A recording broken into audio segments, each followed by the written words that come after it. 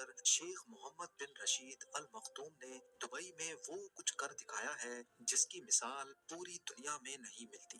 آج سے 30 سال پہلے دبئی میں صرف ایک بلڈنگ ہوا کرتی تھی جس کو آج دبئی ورلڈ ٹریڈ سینٹر کہا جاتا ہے، لیکن اس کے بعد یہاں back to back construction projects نے دبئی کی وہ قسمت بدلی کہ جو شہر 100% اپنے آئل پہ ڈیپینڈنٹ تھا وہ اب صرف 3% آئل پہ ڈیپینڈنٹ رہ گیا ہے، اور شیخ کا خواب بھی کچھ ایسا ہی تھا۔ دنیا کی سب سے اونچی بلڈنگ برج خلیفہ سے لے کر دنیا کے پہلے اور آخری 7 اسٹار ہوٹل برج العرب تک دبئی کا کونا کونا ورلڈ کلاس لگژری فیسلٹیز سے بھرا ہوا ہے۔ جب دبئی کے پاس مزید میگا پروجیکٹس بنانے کے لیے زمین کم پڑ گئی تو شیخ نے رخ کیا سمندر کا۔ یہ بات ہے 2001 کی، جب دبئی پہلے ہی برج العرب بنا کر ویسٹرن ٹورزم اپنی طرف اٹریکٹ کر بیٹھا تھا۔ دبئی کے بیچز کافی زیادہ فیمس ہونے لگے تھے اور بات یہاں تک پہنچ چکی تھی کہ اب دبئی کے پاس بیچز کی جگہ کم پڑ گئی۔ دبئی کی کوسٹ لائن جو صرف 70 کلومیٹرز پر پھیلی ہوئی تھی اس کو اب بڑھانے کا وقت آ چکا تھا۔ اسٹارٹنگ میں پلان یہ تھا کہ دبئی کے سمندر میں 3 آرٹیفیشل آئلینڈز بنائے جائیں گے جن کو جب اسپیس سے دیکھا جائے گا تو ان کی شکل پام ٹری جیسی ہوگی: پام جمیرہ، پام جبل علی اور پام ڈیرہ۔ 2001 میں سب سے پہلے پام جمیرہ پر کام سٹارٹ کر دیا گیا کیونکہ شاید یہ پلان کیے گئے آئلینڈز میں سب سے چھوٹا تھا۔ صرف اکیلے پام جمیرہ کی وجہ سے ہی دبئی کی کوسٹ لائن میں 56 کلومیٹرز یعنی 80% کا اضافہ ہو رہا تھا۔ کوسٹ لائن بڑھانے کا یہ آئیڈیا دبئی کے شیخ کو اتنا بھا گیا کہ پام جمیرہ کی کنسٹرکشن کمپلیٹ ہونے سے پہلے ہی پام جبل علی اور پام ڈیرہ پر بھی کام سٹارٹ کر دیا گیا۔ ان 3 آئلینڈز کے علاوہ ایک اور پروجیکٹ بھی تھا جس نے کسی میگنیٹ کی طرح پوری دنیا کی اٹینشن اپنی طرف کھینچ لی۔ یہ پروجیکٹ دی ورلڈ کے نام سے لانچ کیا گیا جس میں ٹوٹل 300 چھوٹے آئلینڈز موجود تھے۔ دی ورلڈ کا ڈیزائن ارتھ کے میپ کے حساب سے رکھا گیا تھا جس میں ہر کنٹری کے نام سے الگ الگ آئلینڈ بنائے گئے تھے۔ 2003 میں دی ورلڈ کی کنسٹرکشن کا کام سٹارٹ کر دیا گیا جو دبئی کے ساحل سے 3.5 کلومیٹر دور سمندر کی تابڑ توڑ لہروں کو روک کر بنایا جا رہا تھا۔ دی ورلڈ آئلینڈز اصل میں دنیا کی ایلیٹ کلاس کے لیے ایک پلے گراؤنڈ ہونے والا تھا۔ انٹرنیشنل ایکٹرز، رائل کلاس اور بزنس ٹائکونز نے خوب جم کر اس پروجیکٹ میں حصہ لیا۔ کچھ نے اپنے پرسنل یوز کے لیے یہاں آئلینڈز خریدے تو کچھ نے اس کی ایڈورٹائزمنٹ کر کے اپنا پارٹ پلے کیا۔ یہاں پر چھوٹے سے چھوٹے آئلینڈ کی قیمت $15 ملین یعنی 112 کروڑ روپے رکھی گئی، اور بڑے آئلینڈز ان کے تو کیا ہی کہنے۔ ایک آئلینڈ $50 ملین یعنی تقریباً 375 کروڑ روپوں میں سیل کیا گیا۔ جس طرح دبئی کو پاس پروجیکٹس میں بھرپور کامیابی ملی تھی اسی طرح دی ورلڈ میں بھی ملی۔ کنسٹرکشن کمپلیٹ ہونے سے پہلے ہی 2008 میں 60% سے بھی زیادہ آئلینڈز سیل آؤٹ ہو چکے تھے۔ لیکن سوال یہ ہے کہ سمندر میں ریت سے بنے ان آئلینڈز کی اتنی زیادہ قیمت کیوں رکھی گئی؟ پہلی بات تو یہ ہے کہ یہ اتنا آسان کام نہیں ہے۔ ٹھاٹھے مارتے ہوئے سمندر میں ایک چھوٹا سا آئلینڈ بھی بنانا بہت مشکل ہوتا ہے، یہاں تو پھر دبئی نے 300 آئلینڈز بنائے تھے۔ صرف ایک آئلینڈ کو بنانے میں اتنی زیادہ ریت استعمال ہوئی تھی کہ اس سے ایک پورا کرکٹ اسٹیڈیم ٹاپ سے لے کر باٹم تک بھرا جا سکتا ہے۔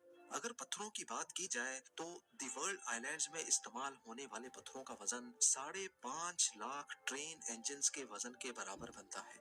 9 کلومیٹر لمبا اور 6 کلومیٹر چوڑا یہ پروجیکٹ بنانے میں دبئی گورنمنٹ کو $14 ارب خرچ کرنے پڑے۔ اس رقم سے دبئی 9 برج خلیفہ یا پھر 14 برج العرب جیسے 7 اسٹار لگژری ہوٹلز بنوا سکتا تھا۔ لیکن شیخ کو نہ صرف دبئی کی زمین بلکہ یہاں کے سمندر سے بھی انکم جنریٹ کرنا تھی، اور یہی وجہ تھی کہ شیخ سمندر میں جنت کی زمین بنانا چاہتے تھے۔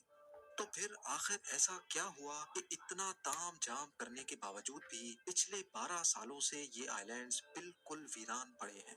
دی ورلڈ آئلینڈز کے فیلئر میں سب سے پہلا ریزن اس کا ڈیزائن ہے۔ سب کو یہی امید تھی کہ پروجیکٹ کا ڈیزائن ارتھ کے میپ کے حساب سے بنایا جائے گا، لیکن پروجیکٹ کمپلیٹ ہونے کے بعد معلوم پڑا کہ یہ ارتھ کے ڈیزائن سے کافی زیادہ الگ ہے۔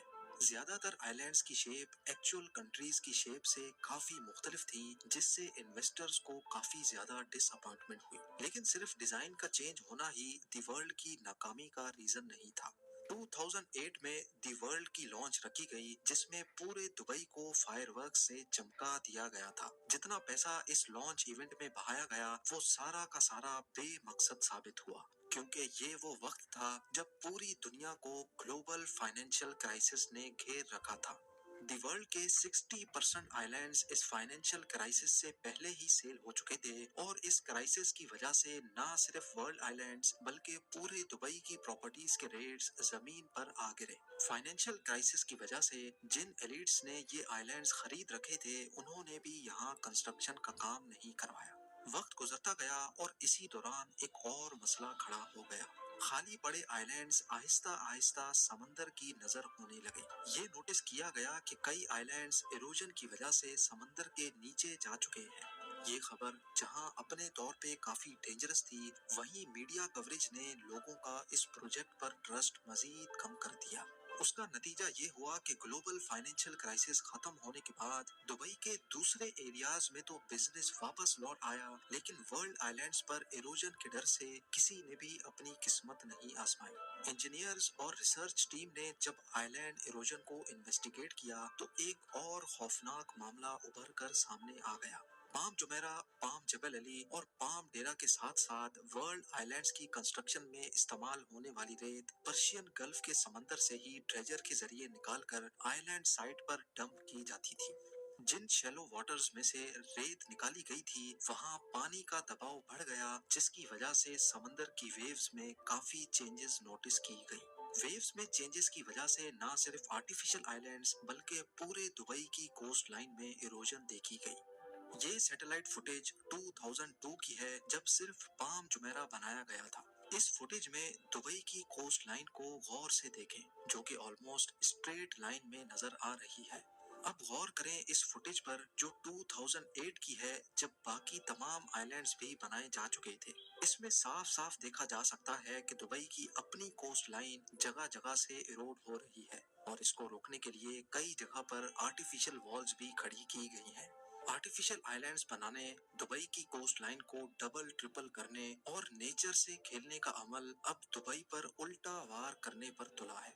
इस मामले ने इन्वेस्टर्स, बिजनेस टाइकून्स और सेलिब्रिटीज के ट्रस्ट लेवल को इतनी ठोस पहुंचाई कि दुबई गवर्नमेंट ने तमाम आइलैंड प्रोजेक्ट्स पर फौरन काम रुकवा दिया। बात यहाँ तक पहुंच गई कि दुबई को पाम जबल अली के इन्वेस्टर्स को रिफंड करना पड़ा और पाम डेरा के प्रोजेक्ट को आधे में ही छोड़ना पड़ा। बेशक प्राइवेट आइलैंड का अपना ही चार्म है, लेकिन जो लग्जरी वर्ल्ड आइलैंड्स में एंजॉय की जा सकती है, वो पाम जुमेरा पर ऑलरेडी लोग कर रहे हैं। आखिरकार ये दुबई का पहला आर्टिफिशियल आइलैंड प्रोजेक्ट है जो भरपूर कामयाब हुआ। कई famous celebrities already palm Jumeirah पे प्रॉपर्टीज ओन करते हैं, जिनमें famous football player David become, Shahrukh Khan और शिल्पा शेट्टी के साथ साथ कई जाने माने नाम भी शामिल हैं। लेकिन ऐसा भी नहीं है कि वर्ल्ड आइलैंड्स पर किसी ने भी अपना मेंशन नहीं बनाया। 300 में से 9 आइलैंड्स ऐसे हैं जिनको डेवलप किया जा चुका है। इनमें लेबनान आइलैंड, यूरोप आइलैंड्स और फार्मूला 1 ड्राइवर के नाम पे बनाया गया माइकल शू मेकर आइलैंड डेवलप किया जा चुका है। बाकी तमाम 291 आइलैंड्स अभी तक खाली पड़े हैं और आहिस्ता आहिस्ता समंदर की नजर होते जा रहे हैं। दुबई के शेख अपनी इस नाकामी से अच्छी तरह वाकिफ हैं और अपनी इस गलती को सुधारने के लिए नए और जदीद प्रोजेक्ट्स भी लॉन्च करने में लगे हैं। नया प्लान ये है कि पहले दी वर्ल्ड के यूरोप आइलैंड्स को डेवलप किया जाए। स्वीडन आइलैंड में 10 पैलेसेस, जर्मनी आइलैंड में 32 विलास और टोटल 78 फ्लोटिंग स्वीट्स बनाने का प्लान किया गया है। इन फ्लोटिंग स्वीट्स में टूरिस्ट समंदर के एक यूनिक एक्सपीरियंस को एंजॉय कर सकेंगे। ना सिर्फ समंदर के ऊपर, बल्कि टूरिस्ट अपने अंडर वाटर बेडरूम से मैरीन लाइफ से भी लुत्फ अंदोज हो सकेंगे। एक बात तो क्लियर है कि दुबई इन छोटे मोटे फेलियर से घबराने वाला नहीं है। इसकी जीती जागती मिसाल Jumeirah Bay Islands, Museum of the Future और दुबई एक्सपो 2020 की रंगीनियों में देखी जा सकती है। साथ ही साथ दुबई के फ्यूचर प्रोजेक्ट्स में दुनिया का पहला डायनामिक टावर भी मौजूद है, जिसके रोटेटिंग फ्लोर्स की वजह से अंदर बैठे लोग दुबई का 360 व्यू एंजॉय कर सकेंगे। उम्मीद है